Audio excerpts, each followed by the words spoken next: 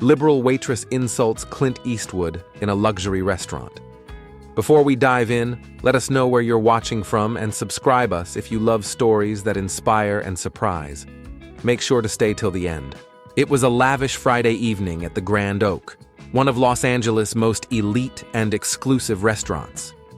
The air buzzed with energy as wealthy tech billionaires, high-profile socialites, and celebrity influencers indulged in their extravagant meals, snapping photos of their gold-plated desserts for their millions of followers. But amid the sea of designer suits and couture gowns, a lone man sat quietly in the corner, dressed in nothing more than a plain polo shirt and slacks. No flashy jewelry, no bodyguards, no entourage, just a man, a drink, and an air of quiet confidence. That man? Clint Eastwood. Of course, the veteran staff knew exactly who he was. How could they not? The legendary actor, director, and cultural icon had been visiting the Grand Oak every Friday for months. But what no one, not even the wealthiest of patrons, knew was that Clint Eastwood owned the entire restaurant. The old Hollywood legend had quietly purchased the place 6 months ago, vowing to keep its legacy of respect and hospitality alive. But tonight would put that very legacy to the test. Because Rachel, a new waitress, fresh out of hospitality school and obsessed with the glitz and glamour of modern high society, had no idea who she was dealing with. And unfortunately for her, she was about to make the biggest mistake of her career. Rachel spent her shift fawning over influencers, making sure their cocktails sparkled just right for Instagram, and giving extra attention to the young tech CEOs flashing their black cards. But when she saw Clint, sitting alone, dressed so plainly, nursing a single whiskey, she sneered. To her, he was just another old man who didn't belong in a place like this. With her heels clicking against the marble floor, Rachel strutted over to his table, flipping her hair as she prepared to do what no one else had dared: kick Clint Eastwood out of his own restaurant. "Sir," she said with a forced plastic smile, her eyes glancing at his simple attire, "I couldn't help but notice you've been nursing that house whiskey for a while now." Clint looked up, his steely gaze meeting hers with a calm that had once terrified Hollywood executives. "It's a good whiskey," he said, taking another sip. Rachel barely contained an eye roll. "Perhaps," she continued, her voice dripping with fake politeness, "you'd be more comfortable at the bar? We're expecting several reserved parties and, well," she gestured at the pristine tablecloth, her perfectly manicured fingers barely concealing her contempt. Clint didn't move. He simply stared at her, unfazed. "I'm comfortable here," he said, his voice steady, unwavering. Rachel's smile faltered. She glanced over at a group of young, suited executives waiting at the host stand, their expensive Rolexes glinting under the chandelier lights. "Sir," she pressed, her patience running thin, "our executive chef prepares a very exclusive menu. The prices," she emphasized, her eyes scanning his simple outfit, "reflect the caliber of our establishment." At a nearby table, an older couple, longtime regulars, stiffened. The husband opened his mouth to say something, but his wife grabbed his hand. She saw the look in Clint's eyes, a look that had come right before some of the greatest moments in cinema history. "I'm aware of the prices," Clint said simply, his voice carrying that gravelly authority that had commanded movie screens for decades. Rachel huffed, finally pulling out her order pad in an exaggerated motion, clearly aggravated now. "Shall I explain the menu? Slowly?" she asked, her tone dripping with condescension. Nearby, a young busboy named Miguel, who had immigrated to America only 2 years ago, was watching the whole scene unfold. He knew exactly who this man was. He had watched every Clint Eastwood movie with his father growing up. His hands tightened around the bus tub. He wanted to say something, but he was just a busboy. Rachel, however, was just getting started. "This isn't some diner off the highway, sir," she said, her voice rising slightly. Perhaps in your day, things were different, but here, we have standards. The entire dining room went silent. Clint set his whiskey down, slowly, deliberately.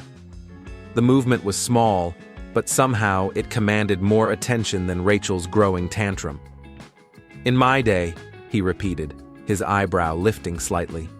Yes, Rachel interrupted, emboldened by what she assumed was submission.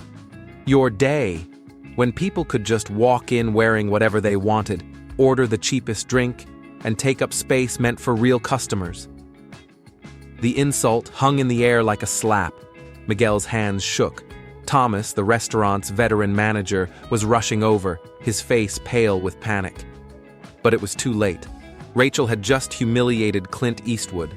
She had just mocked a man whose name was carved into the very foundation of Hollywood. And worst of all, she had just insulted the owner of the restaurant.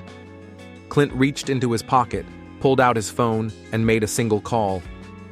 Jerry, could you bring me the ownership papers? His voice was calm, steady, deadly. Yes, right now, and the renovation plans we discussed last week. Rachel's smile vanished. The color drained from her face as the reality of the situation started to sink in. You see, Rachel, Clint continued, his voice carrying effortlessly through the silent restaurant. I've been coming here every Friday for the past 6 months, sitting at this same table, ordering this same whiskey. Want to know why? Rachel couldn't move. Because 6 months ago, Clint said, his piercing gaze locked on her, I bought this restaurant. Rachel stood frozen, her order pad dangling limply at her side. The entire restaurant had gone completely silent. Not even the usual clinking of glasses or murmured conversations could be heard. It was as if the entire world had stopped for this moment. She had just insulted the one man she never should have messed with. A moment later, the restaurant's longtime accountant, Jerry, arrived, holding a leather portfolio under his arm. He walked straight to Clint's table, nodded respectfully, and placed the documents down in front of him. Rachel's heart pounded in her chest as she watched Clint flip open the portfolio, revealing the official ownership papers of the Grand Oak. Miguel, the busboy, was still standing nearby, watching everything with wide, disbelieving eyes. He had known Clint Eastwood was a legend, but now he was watching him deliver the ultimate reality check, a moment straight out of one of his movies. Rachel's breath hitched as Clint slowly lifted his gaze, locking eyes with her once again. You see, Rachel, Clint continued, his gravelly voice calm, yet cutting through the tension like a knife. I didn't buy this place for the prestige or the modern luxury, or to cater to people like you. Rachel swallowed hard, her throat suddenly dry. I bought it, Clint said, taking a slow sip of his whiskey before setting the glass down. Because for 50 years, the Grand Oak represented something real, a place where hospitality wasn't just about how much money someone had, but about how they were treated. A few guests at nearby tables nodded in agreement. The older couple, who had been regulars for decades, exchanged knowing looks. But tonight, Clint said, his tone turning colder, I saw someone mocking a guest based on nothing more than appearances. He leaned forward slightly. And that's not how things work in my restaurant. Rachel's eyes filled with panic. Her confidence had completely shattered. The once smug waitress was now shaking. Miguel, meanwhile, had never felt prouder in his life. At that moment, Clint turned toward him and asked, Son, how long have you been working here? Miguel swallowed nervously. 2 years, sir, he said, his voice steady despite his nerves. And in those 2 years, Clint asked, his gaze piercing, have you ever treated a guest the way Rachel just treated me? Miguel stood up straighter. No, sir, he said firmly. I believe everyone deserves respect. Clint nodded approvingly. That's the kind of service this place needs. Then, turning back to Rachel, he said, You have a choice. Rachel blinked, her breathing uneven. You can walk out that door right now and go find a job at a place that cares more about clout and luxury than actual hospitality, Clint said, his voice firm. Or, he continued, tilting his head slightly, you can learn. Rachel's eyes widened. Learn, she stammered. Learn from Miguel, Clint said simply, and from the veteran staff who have spent years making this restaurant what it is. Learn what real class looks like. Learn what it means to treat people with dignity. The entire restaurant was hanging on Clint's words. Miguel could hardly believe it. Clint Eastwood, the legend himself, had just offered to put him in charge of training Rachel, the very waitress who had mocked him. Rachel glanced around the room, her face a mixture of humiliation and realization. The same influencers she had been so eager to impress were now watching her crumble. The same tech moguls she had catered to all evening were now whispering among themselves. She had misjudged everything. She had thought money and appearances were what mattered. But now, she was face to face with a lesson she would never forget. Rachel took a deep breath. I'd like to stay and learn, she finally said, her voice barely above a whisper. Clint gave a small nod. Good choice. Thomas, the restaurant manager, stepped forward, still shaken from everything that had just unfolded. He placed a hand on Miguel's shoulder and said, Miguel, you'll be in charge of her retraining. Miguel couldn't believe his ears. Rachel looked at him, her expression filled with regret. I'll do my best, she murmured. Miguel nodded. Say, Rachel looked at him, her expression filled with regret. I'll do my best, she murmured. Miguel nodded, standing tall. I'll make sure of it, he said, this time with confidence. As the tension in the restaurant finally dissolved, something unexpected happened. A slow applause began at the older couple's table. Then another table joined in, and another, and another. Soon the entire restaurant was clapping, not for the celebrity in their midst, but for the lesson they had just witnessed. A reminder that true class isn't about money, designer labels, or social media followers. It's about how we treat people. And the Grand Oak would continue to be one of LA's finest restaurants, not because of its luxury, but because of its heart. And if you stop by on a Friday evening, you just might see a man in a simple polo shirt sitting at his usual corner table, sipping his whiskey, ensuring that the old values of respect and dignity live on. The restaurant was still buzzing with the aftermath of what had just unfolded. The very people Rachel had tried to impress were now staring at her in disbelief, while Clint Eastwood, the living legend himself, sat there, calm as ever, his mere presence commanding more authority than any celebrity influencer ever could. Rachel's hands were trembling slightly as she clutched her order pad. The weight of her mistake was suffocating. The silence that followed Clint's final words wasn't just any silence. It was the kind that made people uneasy, that forced them to confront reality. Rachel had come into this night feeling like she ruled this restaurant, but now she felt like the smallest person in the room, and she had no one to blame but herself.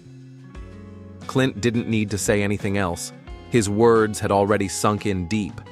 The once arrogant waitress had been put in her place, not with yelling, not with insults, but with the quiet, undeniable weight of truth.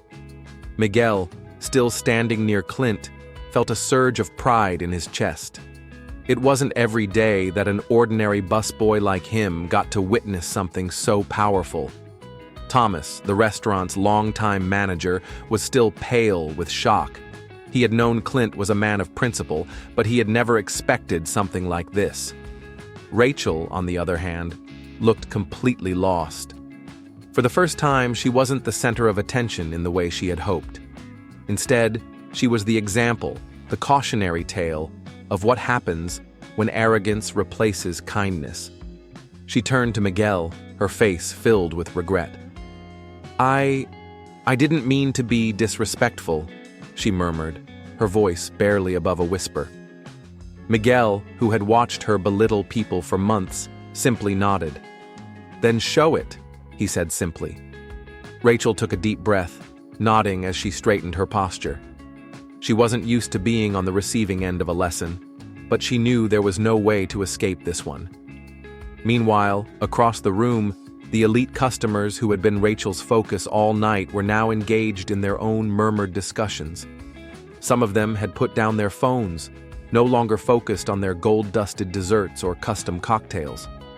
For the first time in a long time, something real had happened in this place, and it was Clint Eastwood who had made it happen. A younger man in an expensive suit, likely one of the tech executives, leaned over to his companion and whispered, "Did she really just try to kick out Clint Eastwood?" His friend, another wealthy young CEO, just shook his head. "She had no clue," he muttered. "No clue at all." Meanwhile, the older couple, who had been watching everything unfold, exchanged a glance before turning toward Clint. "Mr. Eastwood," the older gentleman said, his voice filled with respect, "I have to say, that was one of the finest things I've ever seen in this restaurant, probably anywhere." His wife nodded, smiling warmly. "You reminded all of us of something that's been missing in places like this: dignity." Clint gave them a slight nod, his signature half-smile tugging at the corner of his mouth. "That was the point," he said simply, taking another slow sip of his whiskey. Rachel, still standing there, suddenly felt the weight of everyone's eyes on her. She had spent so much time worrying about impressing the rich and famous, yet here she was, humiliated by her own actions, while the people she admired were now looking at her with disappointment.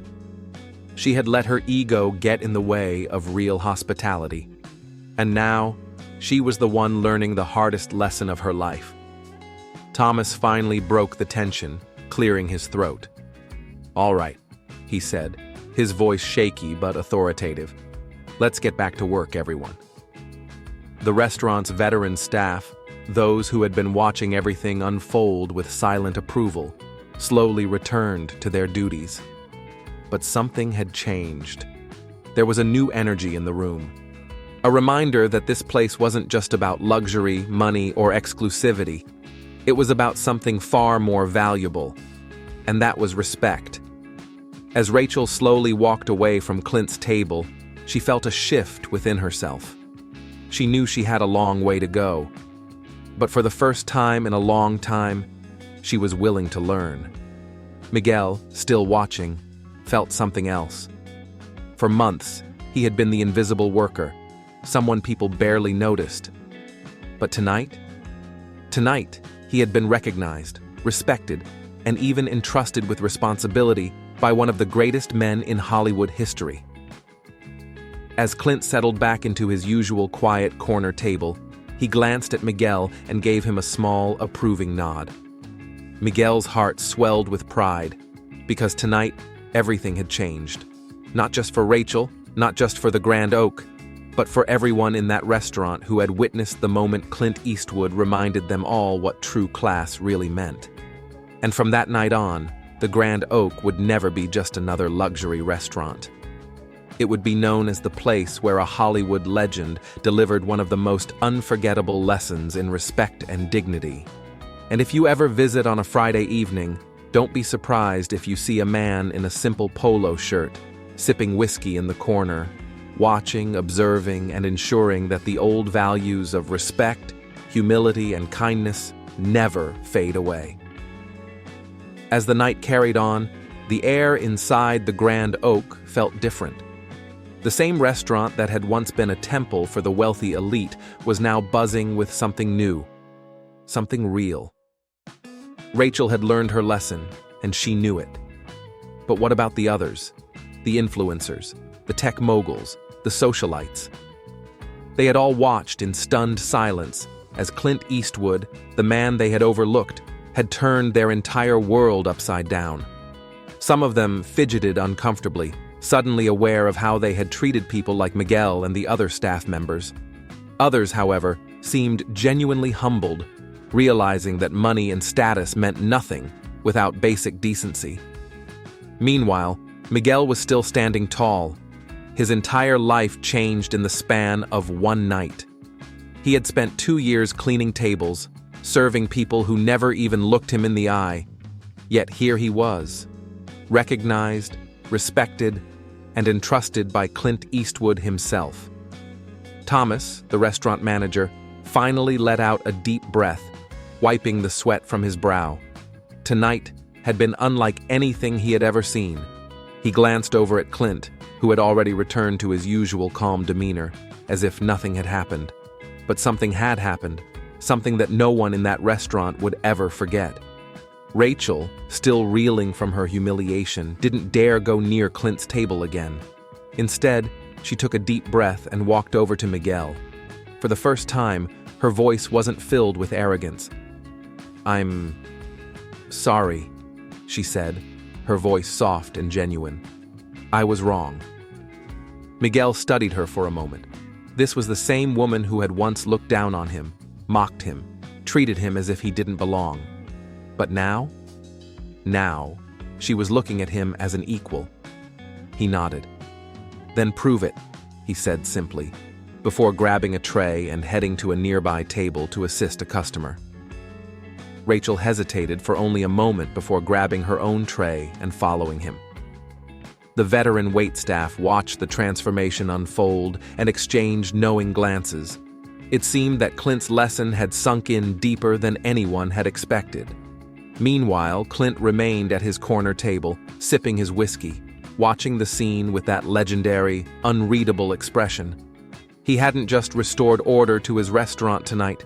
He had restored something even more valuable: respect.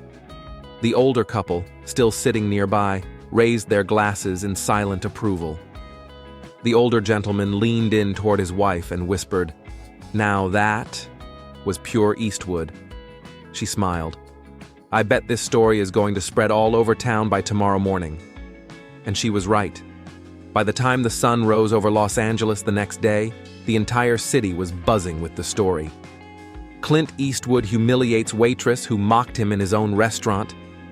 Hollywood legend reminds LA what real class looks like. A masterclass in respect, Clint Eastwood schools a snobby waitress in the most epic way possible.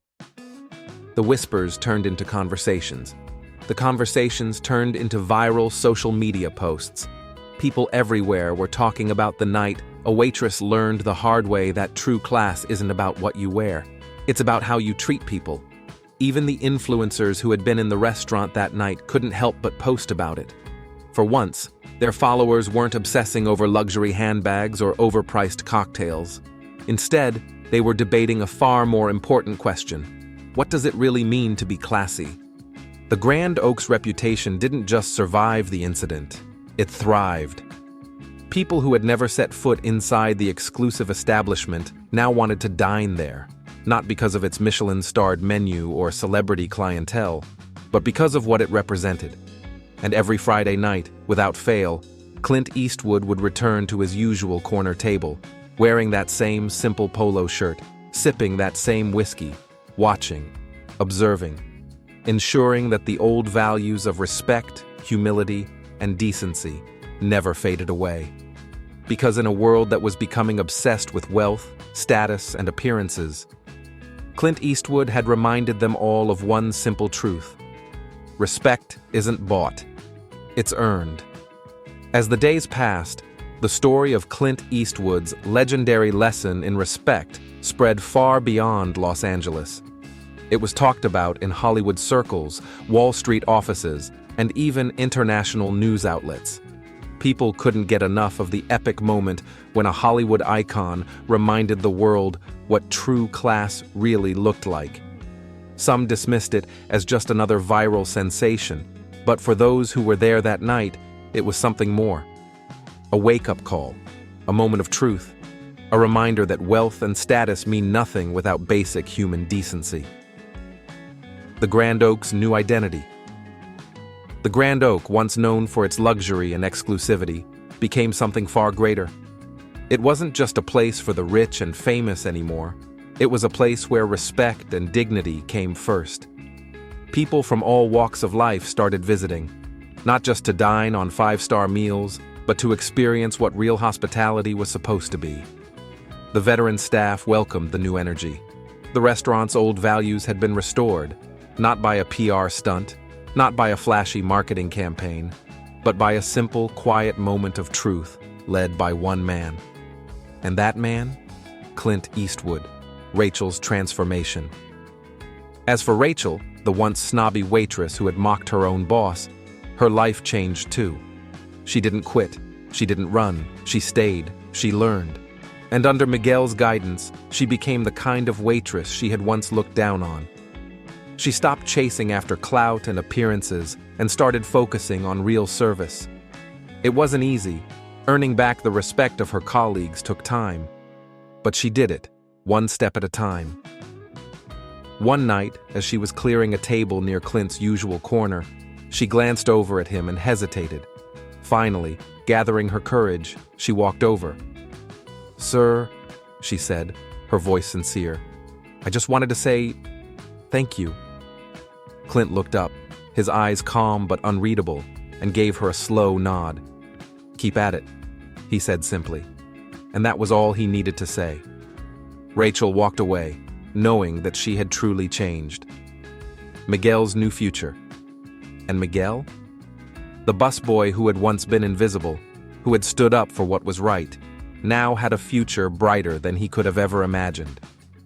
One evening, just before closing, Clint motioned for Miguel to come over. "You've got a good head on your shoulders, kid," Clint said, his voice carrying the same quiet authority as always. Miguel stood tall. "Thank you, sir." Clint took a slow sip of his whiskey, then set the glass down. "Ever thought about moving up?" he asked. Miguel hesitated. "I mean, yeah, but I never thought I'd get the chance." Clint smirked. "You've got it now. Thomas is going to start training you as a manager." Miguel's heart nearly stopped. Manager?" he repeated, hardly believing what he was hearing. "You earned it," Clint said simply. Miguel felt his eyes sting. He had worked tirelessly for 2 years, dreaming of a better life for himself and his family, and now, because of one moment of courage, his entire life was changing. Clint's legacy lives on. As the years passed, the Grand Oak continued to thrive, not because of its expensive menu or its celebrity guests, but because it had become a place where everyone was treated with dignity, no matter who they were. And every Friday evening, Clint Eastwood continued to sit at his usual corner table, sipping his whiskey, making sure that the old ways, the ways of respect, humility, and real class, never disappeared. People who dined at the Grand Oak knew the story. They knew about the night a snobby waitress mocked a Hollywood legend and got the lesson of a lifetime. They knew that in a world obsessed with flashy appearances, empty luxury, and social media fame, there were still places, still people, who believed in something deeper, something real.